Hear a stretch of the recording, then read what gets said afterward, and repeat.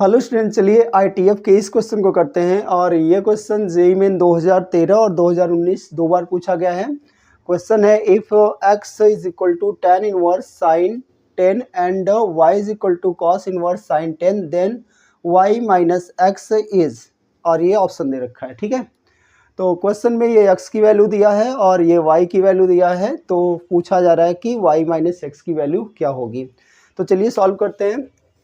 तो सॉल्व करने के लिए पहले हम x को लेते हैं और x की वैल्यू निकालते हैं। तो देखिए x इज इक्वल टू क्या दे रखा है, साइन इनवर्स साइन 10 डिग्री लिखा है। ठीक है, अब देखिए सबको पता है कि sine inverse sine x is equal to x होता है, और ये तभी होता है जब ये x बिलोंग करता है -π/2 टू π/2 में। ठीक है, और अगर हम इसे नंबर के फॉर्म में लिखे तो हम इसको लिख सकते हैं, मतलब रेडियन एंगल के फॉर्म में लिखे तो हम इसे लिख सकते हैं -1.57 टू 1.57। अब ये कैसे आया, तो इसके लिए आप जब यहाँ पे 3.14 पाई की वैल्यू रखेंगे और यहाँ भी रखेंगे और 2 से डिवाइड करेंगे तो यही आएगा। ठीक है, तो इसका मतलब ये जो 10 है, अच्छा ये डिग्री नहीं है, ये रेडियन में है, ये 10 बाहर तभी आएगा इस फार्मूले के अकॉर्डिंग जब ये 10 इसके अंदर बिलोंग करेगा या इसके अंदर आएगा। तो यहाँ देखिए 10 बहुत बड़ा है, 1.57 से बड़ा है, इसीलिए 10 तो डायरेक्टली इसमें 10 तो इसमें नहीं आएगा, इसीलिए डायरेक्टली हम x की वैल्यू 10 नहीं लिख सकते। इसके लिए हमें इस 10 को इस तरीके से छोटा करना होगा कि ये इसके अंदर आ जाए।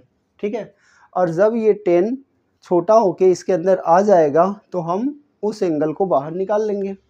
ठीक है, तो इसके लिए हम x is equal to sine inverse, इस एंगल को ऐसे लिख सकते हैं साइन 3π माइनस 10।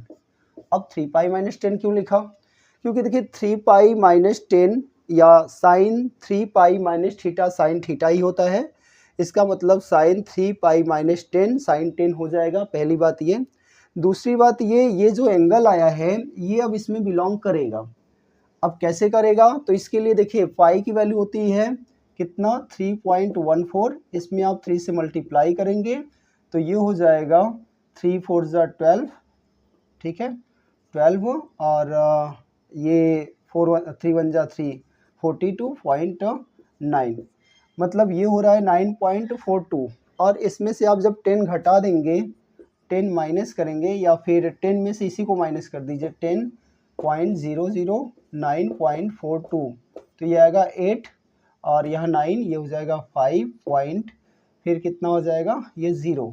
ठीक है, अब चूंकि हम इसमें से इसको घटा रहे हैं तो ये नेगेटिव आ जाएगा, और ये वैल्यू देखिए इससे क्या है, बड़ी है, मतलब ये वैल्यू इसमें आएगा। इसका मतलब हुआ कि 3π माइनस 10 इसके अंदर आएगा। सो अब ये जो लिखा हुआ है इसको फॉलो कर रहा है। तो जैसे यहाँ पे sine inverse sine x is equal to x लिखा है, वैसे ही हम x इज इक्वल टू अब लिख सकते हैं 3π माइनस 10। ठीक है, तो ये x की वैल्यू आ गई। सेम ऐसे ही अब हम y की वैल्यू निकालेंगे। तो y इज इक्वल टू दे रखा है कॉस इनवर्स कॉस 10, है ना, 10 रेडियन। अब यहाँ पे देखिए अगर कॉस के लिए देखें तो कॉस के लिए जो रिस्ट्रिक्शन है वो क्या है कि अगर कॉस इनवर्स कॉस x है तो x तभी बाहर आता है जब ये x बिलोंग करता है 0 टू पाई के अंदर। ठीक है, तो इस x का 0 टू पाई के अंदर होना ज़रूरी है, और यहाँ पे 10 है।